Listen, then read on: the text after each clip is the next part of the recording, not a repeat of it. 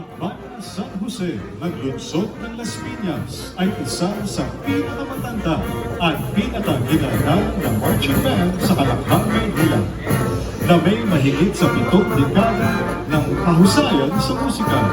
At kamakailan lamang ay nagdiwang ng ika-75 anibersaryo noong Enero 2025.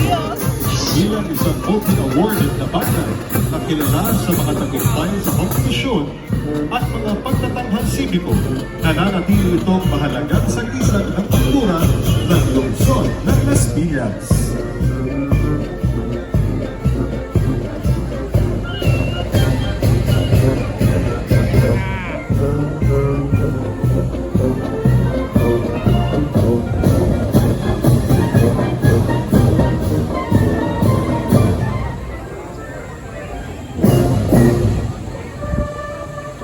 Wala si bakla.